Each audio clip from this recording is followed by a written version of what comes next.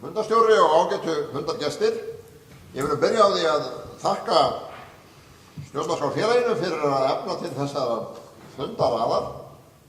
Ég verði þeirra skoðunar allt frá því að við skilum okkar frumvarpi til nýrra fjölskyldunarlaga í lok júlí að forsenda fyrir því að við fengjum góða stjórnarskrá byggða á okkar grunni væri það að það færi fram opin og hreinskiptin umræða það sem við lögðum fram og það gæti þá vonandi tekið einhverjum breytingum því að við skulum hafa það í huga að lengi getur gott vatnað og það þjóðin sem á að setja sig í stjórnarskrá og hún á þessuna að koma að því að vinna hana allt fram á síðustu metra. Þá vonandi klárar Alþingi málið. En mér langar þá líka til að rifja það upp að við sem að sátum í stjórnlagaráðinu fengum veganesti og við vorum í raun og veru einungis einn hlekkur í langum keðju sem að Alþingi má segja smíðaði með ákvörðun sinni að efla til þessara vinnu og upphafið að því var eins og til þekkið þjóðfundur. Síðan tók stjórnlaganefndin við og síðan stjórnlagaráðið og nú var boltinn aftur hjá Alþingi og þjóðinni eins og ég skil málið. Þjóðfundurinn hann vísaði okkur veginn og við í stjórnlagaráðinu hlutum þar með þetta byrja á því að skoða vegvísa þjóðfundar. Það gerðum við í kosningatillögum þeirra eins og öðrum og við ræddum kosningakerfið nokkuð lengi og ítarlega. Þetta er vandarsamt mál og skiptir miklu máli og ég held að megi segja að við höfum komist svona nokkur veginn að sameiginlegri niðurstöðu í stjórnlagaráði, niðurstöðu sem er byggð á niðurstöðu þjóðfundar. Og ég set hana hérna upp á vegginn og renni aðeins yfir þar sem við vorum að horfa til og eins og ég segi byggðum á þjóðfundinum. Ég held að það hafi flestir verið sammála það að það heit ekki til mig þó ég bara þannig bygg. Já. Ég held að við höfum verið sammála það bæði við og þjóðfundur að við þyrftum að efla lýðræðið og auka áhrif einstakra kjósenda og varaþingismanna. Það var eitt af markmiðum sem við lögðum upp með eftir að hafa skoðað þjóðfundarniðurstöður. Við vorum líka sammála þjóðfundum það að það væri þjóðinni til heilla að draga úr flokksræði við val á alþingismönnum. Ég veit ekki hvort ég þarf að biðja þá sem að hér eru mest flokkstengdir inn með afsökunar á þessu en þetta var nú samt niðurstaða okkar. Síðan kom það mjög fram á þjóðfundi að það bæri að jafna vægi atkvæða. Það var nú ekki algjör samstaða það hversu réttmætt það væri í stjórnlagaráðinu en niðurstaða okkar var nú eigi að síður svo að það væri rétt að fara þá leið en það var rétt að taka fram að það var gert með því fororði að þá væru settir ýmsir varnaglar við því að völdin sóguðust ekki enn frekar hér suðvestur á hornið og það að finna í stjórnarskránni ákvæði nálægðarreglu, hún í sveitarstjórnarkaflanum í stjórnarskránni og það var líka rætt þá og það finna ég kem að því síðan það ákvæði það þurfi þá að tryggja ákveðin fjölda þingmanna á landsbyggðinni og tengja betur við heimaaðila, sveitarstjórnir og samtök sveitarstjórna, Alþingi til þess að koma þarna á móti.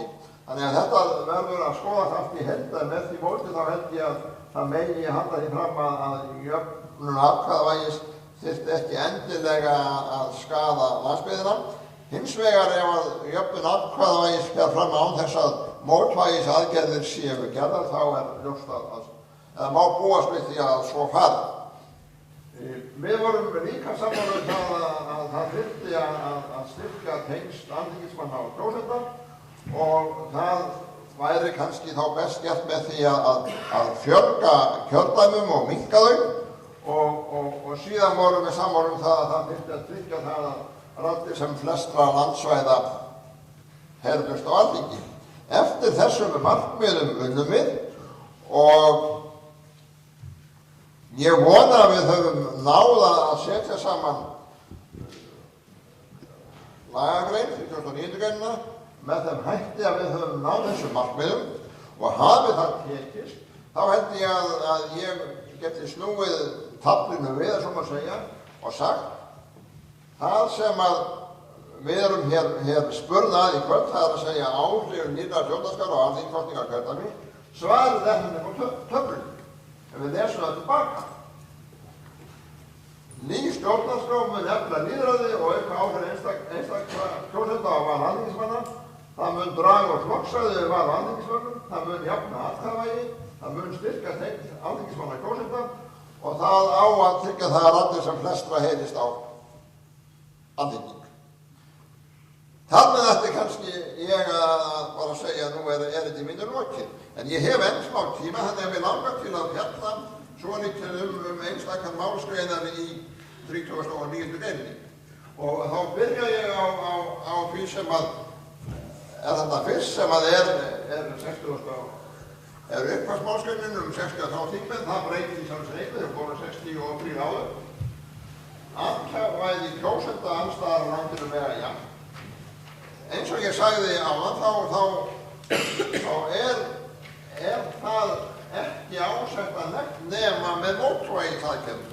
Og það er að horfa fyrir til þess að hagsmunir allra landsvæða séu heiðri hafðir og það sé gert í samráði við heimaaðila og þá væntanlega helst samtök sveitarfélaga. Og jafnframt þarf í raun og veru að minnka kjördæmi til þess að þetta samráð geti orðið við. Næst kemur svo þarna heimildir að skipta landinu upp í 8 kjördæmi, þau skulu flestar 8 og í raun og veru þá lít ég svo á að það sé ef við ætlum að jafna vægi atkvæða, þá verðum við leið að ákveða að skipta landinu upp í kjördæmi. Annars býður það hættinu heima á að við séum enn að færa valdið suður á hornið. Og síðan koma þarna ákvæði frambjóðendur og lista. Ég veit athygli á því strax að það er grunnurinn í kosningakerfinu er áfram pólitískir listar. Það er misskilningur sem maður heyrir ofta að það sé verið að hverfa frá listakjöri yfir í persónukjör. Grunnurinn er áfram listar. Það er persónukjöri fjallar einungis það að hvernig valið er innan listana. Og þetta er mikilvægt og ég finn með að snúa ekki út úr þessu. Síðan var krafa frá þjóðfundi landið eitt kjördæmi sem var erfitt að verða við með því að fjölga leiðkjördæmum, virtist kannski næstum því óviðráðanleg. Það freistuðu þess að leysa með því að gefa möguleika bæði á landslistum og kjördæmalistum. Og þá er hugsunin svo að menn bjóði fram í kjördæmalistum en séu jafnframt með landslista, þá eiga kjósendur val hvort þeir kjósa innan kjördæmis eða landslista eða blönda því. Þannig reynum við að verða við sem flestum beiðnum. Ég veit líka athygli á því að það sem segir að þingsætum skuli úthlutað taka framljóða þannig að þessar að fara þingmannatölu með fyrstu samræmi við heildarækkatölu. Það er að segja að það er í raun og veru í engu horfið frá því sem við höfum búið við lengi að fylgi þingflokkar ræður því hversu marga þingmenn hver flokkur fær. Nú veit ég að tími minn er þrotinn, hann er stuttur. Það gerir ekki til því að ég er með varma. Takk fyrir.